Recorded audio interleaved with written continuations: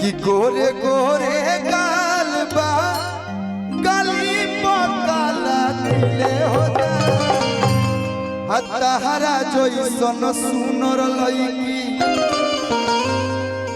इनका जो नाम है ना भैया निशा, बाप रे बाप ही बचपने से हमारे साथ नहीं के छोड़त कि ताहरा जैसन सुनर लईकी। आप फटिएगा कि हमको उठा के हटाना पड़ेगा।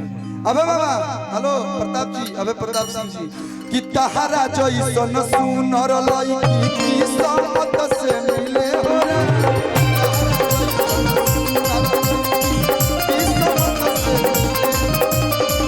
गोरे गोरे गाल बागली पकाला दिले हो रे।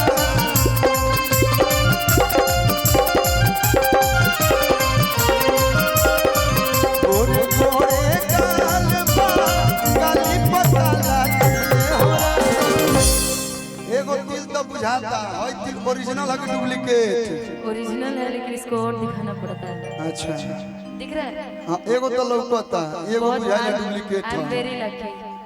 कोई जगह तिल बाब हम कहाँ तर तिले देखत रही है, हमारे काम बता तिल देखी।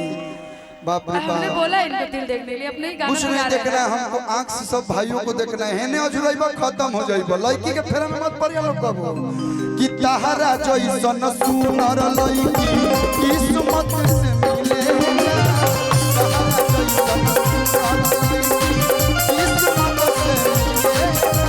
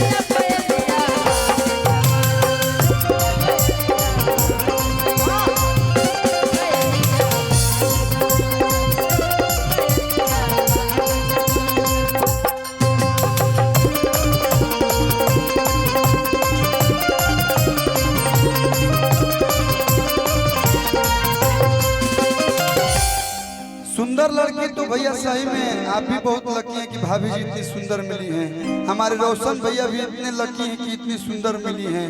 सौरभ भैया भी लकी हो ही गए। सब देखो केहू के मेहरारू खराब ना हो खेले, सबके मेहरारू अस्वरे राय हो खेले। केहू के सुष्मिता सेन होई, केहू के दीपिका पादुकोण होई, केहू खराब लेके आवेला। तुम जैसी हो सुंदर हो, हम तो यहाँ पर मेहरारू कही ना तू जैसन बाड़ू ए जान सबसे सुंदर तू ही बाड़ू। इतने पे उगिल रहले, कहले कुछ नहीं चाहिए बस यही बोलते रहिया कि गोरे गाली पकाला तिला बाबा। ए गौरव भैया बस हाँ अच्छा कुमारी रिंकू पैक्स अध्यक्ष भदोखला, बहुत सारा प्यार आशीर्वाद। लो नामे भुला गए जाते बिना नामे के थैंक यू। हाँ ढोलकिया जी, हाँ बच्चन जी ढोलकिया जी बहुत सारा प्यार। कहाँ घर एजे घर रहू? हाँ बहुत बहुत धन्यवाद थैंक यू। जब से आयल बने तब से ढोलकिया जी ढोलक बजावत रहे है केने बाड़ू कि गोरे गाली पकाला तिला बाबा ए पफीदा हई लइकन के दिला बाबा कि गोरे गाली पकाला तिला बाबा ओ लइकन के फीदा दिला बाबा तुझ करा के मिल जाइबू वो घर ही पेड़ा छिले हो राम।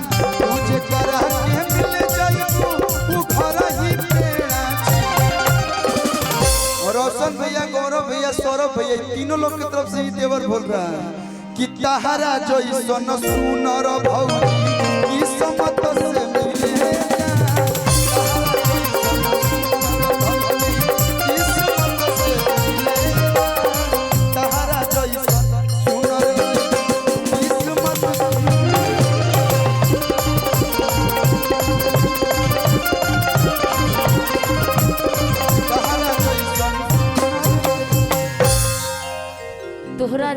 लड़की किस्मत से मिले रहा। लड़की सुनर किस्मत से मिले ले, नहीं तो तू सुनरे बड़ा सलमान खान बड़ा मिल जीते हड़बा जिंदगी भर झेलत रहो करा के। लेकिन लड़का भी सुंदर मिलता, मान लीजिए आप भी जिनसे मिले हैं ना वो भी बहुत खुशनसीब है ना जी। इनकी भी पत्नी बहुत खुशनसीब है ना जी। अच्छा अच्छा भाई भोजपुरी में हमारे इकलौता चॉकलेट स्टार जिनको कहा जाता है। चॉकलेट है नु लाना तनी खा कैसन लागता। अब ना तो पता चली काले ब्रेकअप हो गई ना जी। लेकिन इनके खातिर इनके पत्नी कहता है कि हम तो तड़ गईनी हो सुनर बड़ पैनी हो कि पाके कलुआ के प्यार में सवर गईनी हो। एक खुशी रहे लगवा, एक खुशी रहे लगवा कि सखी कलुआ दुलारे। ये तुम लोग आए हैं क्या कर रहे हो?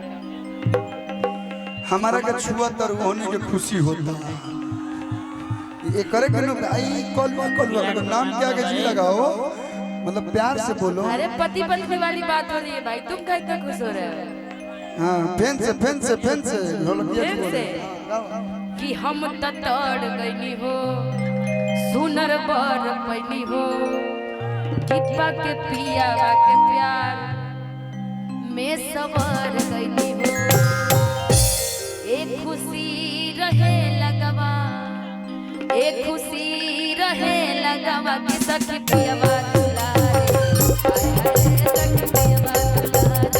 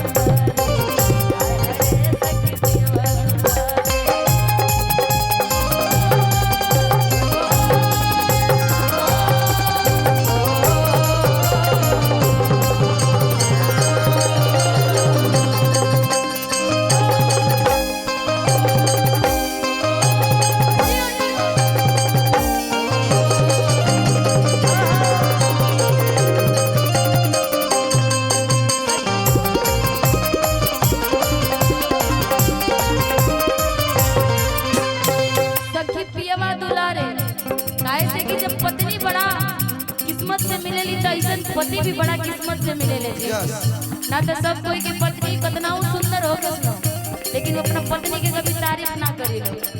वो लोग के पड़ोसी वाली ज्यादा अच्छे लगे लेकिन जैसे कल्लू जी बोलने की भाई बनावे में कि बिगाड़े है जो हमर बिहार ये सब तो बनावत है अभी बनावत है तो पत्नी जैसे ही कहनी है कि पत्नी कैसन हो गए लेकिन अपना खातिर तो सुंदर है हो गए और सही ऐसा पति कितना खराब हो गए लेकिन पत्नी खातिर हुए पति भाई सब कुछ हो गया हुए सुहाग हो गया ना जी। हमारा लेखा मरद दिया बार के खोजिया तो मिली हो हमरा जैसे पत्नी का मिली है हो मिल जाइए अब अगला जन्म में ऐसा पति मिले मुश्किल से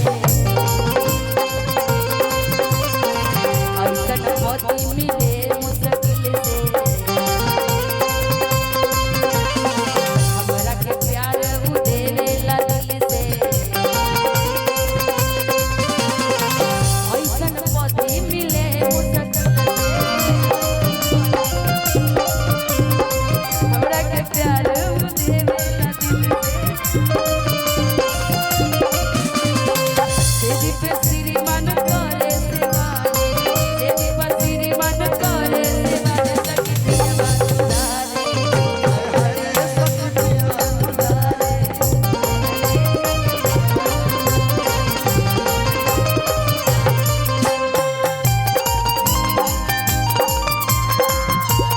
कुंभल जी की पैसे जब के पास बदोखरा पैक्स अध्यक्ष प्रत्याशी पंकज सिंह जी की तरफ से